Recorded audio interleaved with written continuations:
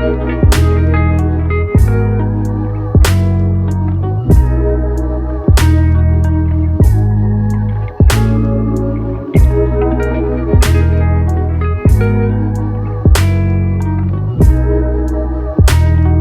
getting biblical with this one. If you haven't figured out yet, I'm a man of God, a Christian, man of faith. So in this video, we're going to talk about Genesis chapter 21. I've been going through the book of Genesis ever since January 1st. I've kind of started this thing where I go through one chapter of the Bible each day, starting with Genesis 1. I read an online commentary, read the actual chapter, read the footnotes in my Bible and take notes on it, and study each chapter. And I'm going to go through each chapter of the Bible, however long it takes. I have no set goal of when I want to finish. I just want to carefully dissect each chapter of the Bible so that I can learn. I might switch up at some point because I want to read other parts of the Bible and not just stick to one chapter. Like if I want to read Romans or Hebrews, then I'm going to go read Romans and Hebrews. But my deep dive of each chapter is something I'm going to do every day. So with that being said, I want to get into Genesis chapter 21. And let me just give you some background on where we are. So this is about Abraham. Right now, in this point in the Bible, it's about Abraham.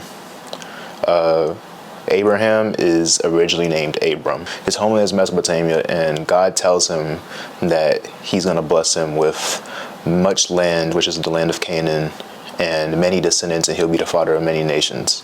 So God tells him to leave his father, leave his homeland, and go to the land of Canaan.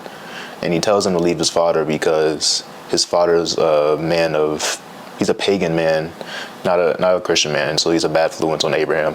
So he tells him to leave, take everything he has, his wife Sarah, at the time Sarai, and he says, take what you have, your slaves/servants, your flock, your livestock, anything you have, take it and go to Canaan. So he gets to Canaan, and basically the big story, or the big plot here about Abraham and Sarah is Abraham is old, so is Sarah.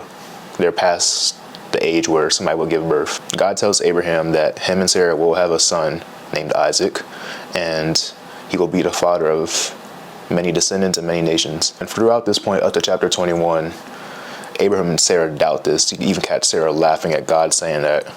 And there's even a point where Sarah has a slave named Hagar, and she's like, God, there's no way God is going to have me have a baby at my old age. So Abraham, take my slave Hagar and have a baby with her. And that's what he does. He has a baby with Hagar, and they name him Ishmael. And God says, nah, this is not going to be the son that I was talking about. Your son is going to come through Sarah, and he's going to be the promised one, or the one that I'm going to bless and have a covenant with. So move past that, get to chapter 21. Abraham and Sarah have a baby named Isaac, the son that God promised. And up until this point, that action of having a son with Hagar and doubting God, that was kind of a display of Abraham's lack of faith in God.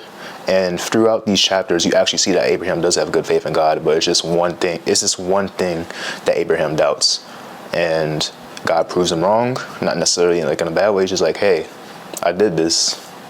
You gotta trust me. And from that point on in the Bible, or at least in Genesis, Abraham's faith is so instilled in God that he doesn't doubt him. Like, God told him to go have Isaac be a sacrificial lamb to me as a test of seeing if Abraham is really where he's supposed to be with his faith. And Abraham did go attempt to sacrifice/kill Isaac to sacrifice to God. And God was like, nah, chill out. You passed the test. I see that your heart is with me, and I'm going to reward you for that. Anyways, back to chapter 21. Isaac is born. Everyone's happy. There's this point where Isaac did this thing called weaning. That basically means that as a baby/toddler, he survived the early stages that most babies in these ancient times don't survive. I mean, it's so monumental that Abraham throws a feast for Isaac because he made this huge accomplishment. So at this feast, it's a big party. Abraham invites a lot of people. That includes Hagar and Ishmael. Abraham cares for Ishmael because that's his son. He gave birth to a child. Well, Hagar gave birth to a child, but his offspring, his child, is there, and he also cares about Isaac. So he has two sons that he loves and cares for. And Abraham is a very loving person. There was one time where Abraham's brother Lot had gotten captured, and so did Sodom and Gomorrah, these two nations, along with all their possessions. And then when he hears that his brother Lot got captured, he took a whole army and charged in, took back Lot, took back all the possessions sold from Sodom and Gomorrah and like 2 or 3 other nations, and he got everything back. He did all that at his old age to save his brother. That's how much he cares about his family and the ones he cares for. And I'm gonna get to that a little bit as I go on. I'm just gonna tell the story about Abraham, and I'll get to where I'm going with this. So at the party, Ishmael, his older son, Isaac, his newborn, chosen son, being celebrated. So Sarah catches Ishmael, the older son, the one that's not the chosen one, catches Ishmael making fun of or mocking. The Bible says mocking. She catches Ishmael mocking Jacob, a little taller. So this makes Sarah mad, and she's like, Abraham, get this slave Hagar and get her son out of here. And that was something harsh that Sarah said, and you don't really see that from Sarah until this point. So Abraham's conflicted because he loves Ishmael, his son, and he cares about Hagar too. And when Sarah says send them out, she means free them from their slavery and send them wandering into the wilderness with their freedom. And in a way that may seem good, but really they're just in the wilderness wandering with no direction and no resources. So Abraham's conflicted, his heart's conflicted, because he really cares about these two, especially his son Ishmael. So then God comes and says, Abraham, listen, I know this hurts, but I promise that I will take care of Ishmael and Hagar. I promise I will bless Ishmael with many descendants, just like I promise I will bless you and Isaac with many descendants. The only difference is there are going to be 2 different types of people. Ishmael isn't going to be liked by many people. That's the biggest difference. So right now it's another test of faith for Abraham. It's Abraham having to make the decision to let go of 2 people that he deeply cares about and will go above and beyond for. And that's just going to tie into my main point here. So he has to look at his son and the woman that he had sexual relations with. He had to let go and trust God to take care of them.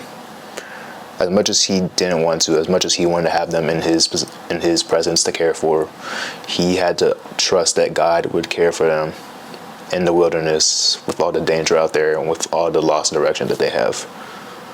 That's a hard thing to do when you have a loving heart like Abraham and you really care for people in your life. So the next day, Abraham frees them from their slavery, sends them out with water and bread on a donkey, sends them going, says, goodbye, Ishmael.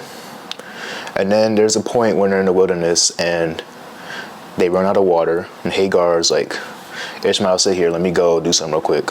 Earlier she's going away to pray and cry out to God and basically saying, God, we're out of water, please, for the love of my life, please don't let my son die. And God hears this weep, just as he hears everything. And he goes down, he says, Hagar, please, it's okay.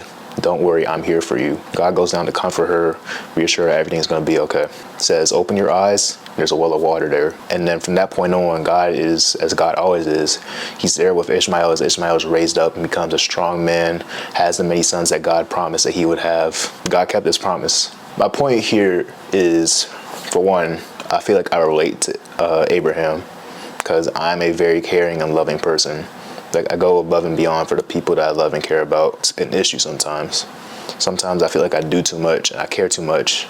And sometimes it's a fact because I cloud my mind with my friends and family's issues. And my heart grieves for them because I care so much and I want to see better things for them. But I have to understand that I pray for these people all the time. I pray that God watches over them all the time. And I pray that God protects and prospers them all the time. So it's kind of foolish of me to sit here and worry and weep and grieve over the fact that I can't do anything about what these people are going through and that I keep on seeing them go through it. So the point is, you just got to let go and trust that God will handle it. Abraham let go of his son to go into the wilderness all by himself with Hagar. Nothing else. Just water, bread, a donkey in the wilderness. I have to let go of the strong emotional attachment that I have to my friends' lives and their issues, because I can't do anything about it. I'm not in control. There are things I can do. There's some things I can do, but there's not a lot I can do to change somebody's negative circumstance or the things I just can't control. But God can, and I pray every day and night. Sometimes to the point where I'm crying in my bed because I care so much. Like, you would think I'm a madman for how much I care about my friends and how much I shed tears for them. Sometimes I find myself caring about my friends more than I care about myself. And that's not okay. I love the fact that I love my friends and family and that I care for them. But I know sometimes I gotta take a step back. And that's something I'm learning to do right now. Step back, trust God. And that's something you gotta do too. Like, if you're looking to help somebody, your family, your friends, loved one, significant other, I know it hurts to watch them go through whatever they're going through, but sometimes they have to. Like, I came to realize that sometimes, not even sometimes, like, when I watch my friends suffer, sometimes they have to. It's God's way of molding us into our not perfect. It's God's way of molding us into the person we're meant to be. Like, we go through stressful times because we gotta get stronger. I'm a college student, and I'm around a bunch of college students. We gotta go through the stress of school, exams, studying, and all that, so that we can get the degree and get the knowledge that we need to go do a good job that'll pay us good money, that'll help us have good lives. Everything we go through has a purpose. Ecclesiastes says that there's a season for everything. Everything happens for a reason. Sometimes we may not know the reason. We don't need to know the reason. But unfortunately, we have to go through things that we go through to an extent. You gotta let go and just trust God, especially emotionally. And I guess a lesson for myself and maybe for somebody else, make sure you're caring about yourself as much as you care about others, because I've definitely caught myself putting my own issues aside because I see my friends struggling and I want to care for them. And I enjoy it, don't get me wrong. Enjoy is a crazy thing to say probably, but like, I love like helping others. That's why I feel like my purpose in this world is to help others. I have a more specific purpose, but I'm not gonna get into that right now. I just enjoy helping others and uplifting them, but I can't always do it. I don't always have to have my hands on it, my fingerprints on it, but God does when God will. So you just gotta take a step back and trust God. Things will be so much easier, trust me. I'm still working on it, but I've started doing it. Not that I've never not trusted God, but as far as like the topic of this video, like, I've taken a step back and realized God's gonna take care of my friends and family, and I have to be optimistic about it. I believe Mark 11 says that you must believe in what you pray for. There's truth to that. You can't just pray and say, nah, that's not gonna happen. You gotta believe in what you pray for. The power of the tongue is very powerful too. Speak life, not death. I hope you enjoyed this video. Please check out all my other videos. I have hair videos, gym videos, my weight loss videos. Please like, comment, subscribe, share with a friend, family member, loved one, significant other, child, parent, brother, sister, I don't care. Please share so somebody hears this message. You can find my Instagram in the description below as well. If you have any other video ideas or anything else you want to see, please comment them below. If you disagree with me, please comment below. If you agree with me, please comment below. But hope you enjoyed the video. See you next time.